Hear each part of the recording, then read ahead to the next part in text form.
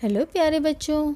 तो आइए आज हम पढ़ते हैं बाल महाभारत कथा कक्षा 7 का पाठ 20 यक्ष प्रश्न। तो आइए शुरू करें।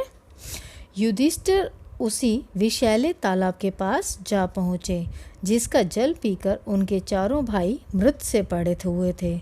यह देखकर युधिष्ठिर चौंक पड़े। असह्य शोक के कारण उनकी आंखों से आंसू बह चले। कुछ देर यूं विलाप करने के बाद युधिष्ठिर ने जरा ध्यान से भाइयों के शरीरों को देखा और अपने आप से कहने लगे, यह तो कोई माया जाल सा लगता है। आसपास ज़मीन पर किसी शत्रु के पाँव के निशान भी तो नज़र नहीं आ रहे हैं। हो सकता है कि यह भी दुर्योधन का ही कोई षड्यंत्र हो। संभव है पानी में विष मिला हो। सोचते सोचते युधिष्ठिर भी प्यास से प्रेरित होकर तालाब में उतरने लगे। इतने में वही वाणी सुनाई दी। युधिष्ठिर ने ताड़ लिया कि कोई यक्ष बोल रहा है।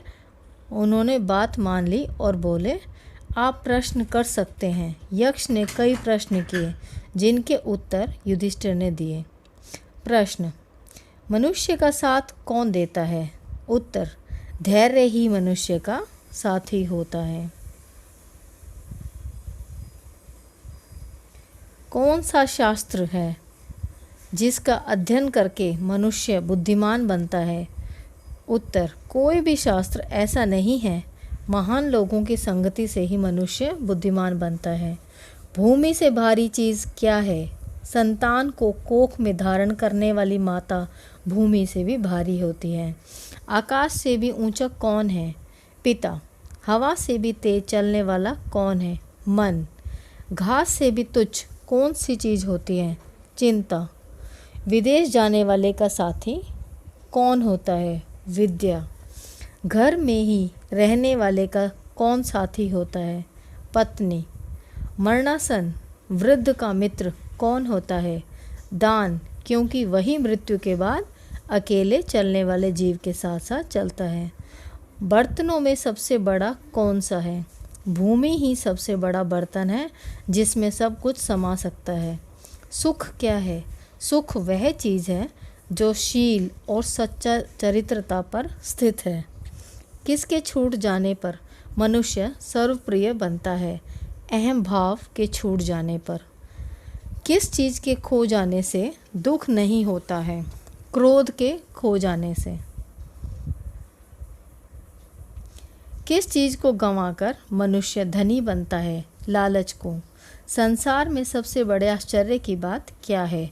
हर रोज़ आँखों के सामने कितने ही प्राणियों को मृत्यु के मुंह में जाते देखकर भी बचे हुए प्राणी जो यह चाहते हैं कि हम अमर रहें, यही महान आश्चर्य की बात है।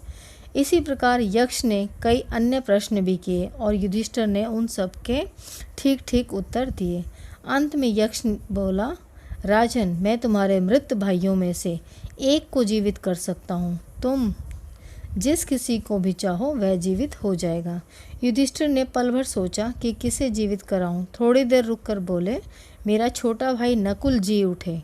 युधिष्ठिर के इस प्रकार बोलते ही यक्ष ने सामने प्रकट होकर पूछा, युधिष्ठिर, 10,000 हाथियों के बल वाले भीमसेन को छोड़कर तुमने नकुल को जीवित करवाना क्यों ठीक समझा? युधिष्ठिर ने कहा, यक्षराज, मैंने जो नकुल को जीवित करवाना चाहा वह सिर्फ इसी कारण कि मेरे पिता की 2 पत्नियों में से माता कुंती का बचा हुआ एक पुत्र तो मैं हूँ। मैं चाहता हूँ कि माता माद्री का भी एक पुत्र जीवित हो उठे, जिससे हिसाब बराबर हो जाए। अतः आप कृपया करके नकुल को जीवित कर दें। पक्षपात से रहित मेरे प्यारे पुत्र, तुम्हारे चारों ही भाई जी उठे। यक्ष ने वर दिया। उन्होंने युधिष्ठिर के सद्गुणों से मुग्ध होकर उन्हें छाती से लगा लिया और आशीर्वाद देते हुए कहा, 12 वर्ष के वनवास की अवधि पूरी होने में अब थोड़े ही दिन बाकी रह गए हैं। 12 मास तक जो तुम्हें अज्ञातवास करना है वह भी सफलता से पूरा हो जाएगा। तुम्हें और तुम्हारे भाइयों को कोई भी नहीं पहचान सकेगा। तुम अपनी प्रतिज्ञा सफलता के साथ पूरी करोगे। इतना कहकर धर्मदेव अंतर्ध्यान हो गए। वनवास की कठिनाइयाँ पांडवों ने धीरज के साथ झेल ली। अर्जुन इंद्रदेव से दिव्यास्त्र प्राप्त करके वापस आ गया। भीमसेन ने भी सुगंधित फूलों वाले सरोवर के पास हनुमान से भेंट कर ली थी और उनका आलिंगन प्राप्त करके 10 गुना अधिक शक्तिशाली हो गया था।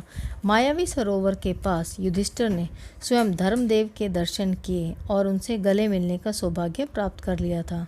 वनवास की अवधि पूरी होने पर युधिष्ठिर ने ब्राह्मणों की अनुमति लेकर उन्हें और अपने परिवार के अन्य लोगों से कहा कि वे नगर को लौट जाएं। युधिष्ठिर की बात मानकर सब लोग नगर लौट आए और यह खबर उड़ गई कि पांडव हम लोगों को आधी रात में सोया हुआ छोड़कर न जाने कहाँ चले गए। यह सुनकर लोगों को बड़ा दुख हुआ।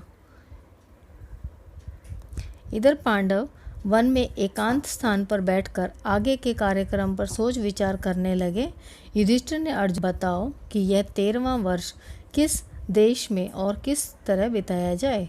अर्जुन ने जवाब दिया, महाराज इसमें संदेह नहीं है कि हम 12 महीने बड़ी सुगमता के साथ इस प्रकार बिता सकेंगे कि जिसमें किसी को भी हमारा असली परिचय प्राप्त न हो सके।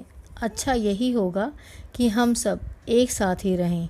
कौरवों के देश के आसपास पांचाल, मत्स्य, वैदेह, बाल्हिक, दशार्ण, शूरसेन, मगध आदि कितने ही देश हैं। इसमें से आप जिसे पसंद करें वहीं जाकर रह जाएंगे। यदि मुझसे पूछा जाए तो मैं कहूँगा कि मत्स्य देश में जाकर रहना ठीक रहेगा। इस देश के अधीश राजा विराट हैं। विराट नगर बहुत ही सुंदर और समृद्ध है। मेरी तो ऐसी ही राय है, आगे आप जो उचित समझें। युधिष्ठिर ने कहा, मत्स्याधिपति राजा विराट बड़े शक्ति संपन्न हैं। दुर्योधन की बातों में भी वह आने वाले नहीं हैं, अतः राजा विराट के यहाँ छिपकर रहा जाए। तो बच्चों ये कथा थी यक्ष प्रश्न। धन्यवाद।